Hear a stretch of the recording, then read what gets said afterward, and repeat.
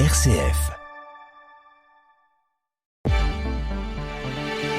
Bonjour Pierruc, bonjour à tous, très bon réveil, place à l'actualité en Champagne en ce mardi 27 janvier. À Bergère, sous Montmirail, la Saint-Vincent a rassemblé vignerons, jeunes talents et habitants autour de la tradition, de la messe et d'une dégustation de vin éphémère. Reportage.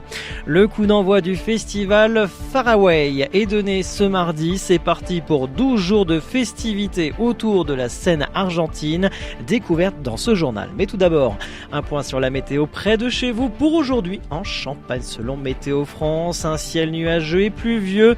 Le temps sera très humide aujourd'hui sur l'ensemble de la journée et sur l'ensemble du territoire de la Champagne, avec des rafales allant jusqu'à 40 voire 45 km/h par endroit et des températures comprises ce matin entre 2 et 3 degrés. 2 degrés du côté de Sainte-Menehould, de Saint-Dizier, d'Arcis-sur-Aube, 3 degrés du côté d'Épernay, de Troyes, de Vitry-le-François et de Châlons-en-Champagne, 6-7 degrés prévu pour les maximales. RCF Cœur de Champagne, le journal Christopher Fausten. À Bergère, sous Montmirail, la tradition viticole était à l'honneur ce samedi 24 janvier. Située dans le sud-ouest marnais, la commune a célébré la Saint-Vincent, saint patron des vignerons, à l'initiative de la confrérie locale. Une journée marquée par la transmission, la foi et l'attachement au vignoble. Catherine Champion, présidente de la confrérie Saint-Vincent de Bergère sous Montmirail. On l'a remis sur ses rails en 1993 en créant un bâton avec l'aide de monsieur Jean Moreau. Et puis on est parti comme ça. Et on a été suivi par toute la population. Chacun a donné un peu de sous pour créer le bâton. Tous les vignerons se sont mis ensemble. C'est vraiment une très belle confraternité. On est là les uns pour les autres. Dès le matin, les festivités ont débuté par un défilé folklorique de la brioche et du vin nouveau au départ du moulin Henri, un monument symbolique avec la passation du bâton entre Philippe Doucet et Philippe Chevriot avant que le cortège ne rejoigne l'église Sainte-Colombe. À 10h30, une messe solennelle est célébrée par Monseigneur Franck Javary, évêque de Châlons, une première pour lui à l'occasion de cette Saint-Vincent, un grand moment pour la vice-présidente de la confrérie, Gaëlle Crochet. C'est vraiment quelque chose de formidable d'être tous ensemble, les vignerons, défiler en costume traditionnel. Ça fait vraiment revivre l'histoire aussi du village, de nos ancêtres en fait finalement. Donc voilà, c'est une joie partagée. On était en plus émus parce que c'est sa première Saint-Vincent, donc émus qu'ils viennent dans notre village, notre tout petit village. Donc ça nous honore, ça honore tous les artisans donc de ce village. La Saint-Vincent, ce n'est pas seulement une célébration religieuse, c'est aussi un temps fort pour transmettre l'amour du métier et des traditions aux plus jeunes, notamment à Amaury, fils de viticulteur à Bergère et élève à l'école d'Avise, qui a élaboré dans le cadre de ses études une cuvée éphémère dégustée lors de cette journée. C'est un projet qui a commencé en 2023, donc lors de notre première année de lycée, donc à Avise Viticampus. Cette cuvée, c'est un projet de nos enseignants de la coopérative du lycée, donc Sanguerre, et de 12 élèves qui font une option qui s'appelle la pratique professionnelle, qui est donc une option où on découvre le milieu viticole, le cadre du métier, qu'est-ce qui peut se passer dans les vignes, en cave. Et du coup, c'est la première fois de l'histoire du lycée qu'une cuvée éphémère a été élaborée par des élèves. Donc on a eu énormément de chance, on a été très très bien accompagnés par nos enseignants, par les membres de la coopérative. Et maintenant là on est arrivé à la fin de notre projet, donc notre cuvée qui s'appelle l'éclat de l'Est. Et là nous sommes sur la commercialisation de cette cuvée qui est un blanc de blanc grand cru. Des propos recueillis par notre correspondant Christian Lancio pour RCF. La matinée s'est conclue par un champagne d'honneur à la salle intercommunale René Ourtic en présence d'une invitée d'honneur, Sarah Walbaum, directrice générale et artistique de l'atelier de vitraux Simon-Marc à Reims, maison fondée il y a 350 ans. À Bergère-sous-Montmirail, la Saint-Vincent reste plus que jamais un rendez-vous fédérateur entre tradition, transmission et identité champenoise.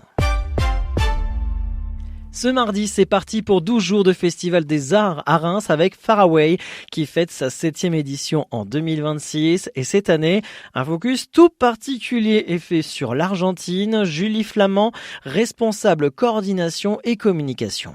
Oui, on essaie en effet de donner, on va dire, une couleur à chaque édition. Et là, l'invitation a été faite aux artistes argentins sous une forme un peu de soutien du fait du contexte géopolitique et du coup culturel qui est en place là depuis janvier 2023 du fait de la nomination de Javier Milei. Donc on avait envie de mettre à l'honneur ces artistes, de leur donner la parole et puis d'amener toute la chaleur de l'Argentine aussi à Reims ce mois de janvier. 35 spectacles sont programmés à travers différentes scènes et différents lieux de la ville de Reims.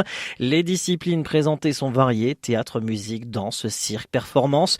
Nouveauté cette année, les midis Faraway, permettant des rencontres privilégiées avec les artistes. Premier temps fort de cette douzaine, l'ouverture du festival ce mardi à partir de 18h30 au manège.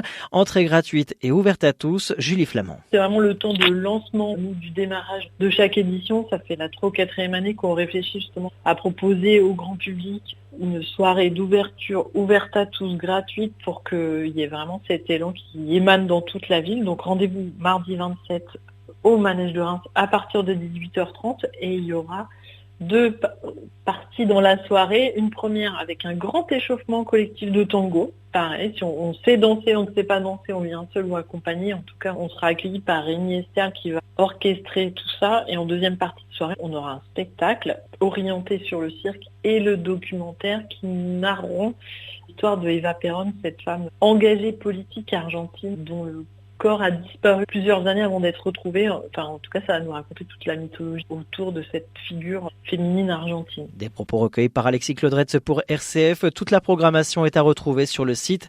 farawayfestival.eu. Attention, même les spectacles gratuits doivent être réservés.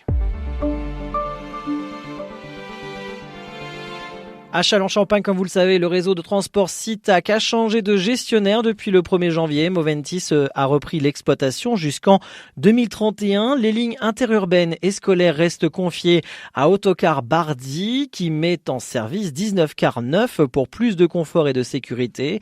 Équipés de systèmes anti-collision et conformes aux normes environnementales, ces véhicules modernes améliorent la qualité du transport public pour tous les usagers. On vous rappelle que la police municipale de l'Aube organise une animation pour aider les conducteurs seniors à conserver de bons réflexes au volant. Au programme quiz, rappel sur les équipements obligatoires et conseils de prévention. Une conférence gratuite ouverte à tous ce mardi à 10h au cinéma Eden à Romilly-sur-Seine. Selon l'INSEE, le tourisme se porte bien dans le Grand Est. D'avril à septembre 2025, les hébergements collectifs enregistrent près de 15 millions de nuitées, en hausse de plus de 5% par rapport à l'été précédent. Une progression qui concerne tous les types d'hébergements et l'ensemble des départements. Les pics de fréquentation sont observés en avril et en juin, confirmant l'attractivité durable de la région.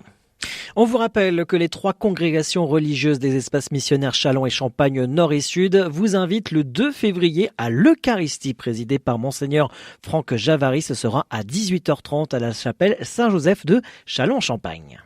Et un mot de sport, le skieur alpin marnais Maxence Musaton est officiellement sélectionné pour les Jeux Olympiques d'hiver de Milan-Cortina du 6 au 22 février prochain en Italie. Sa place dans l'équipe de France a été confirmée après sa 3e place spectaculaire en descente à Kitzbühel. Performance inattendue sur la mythique Streff qui lui a offert son premier podium en descente en Coupe du Monde à 35 ans.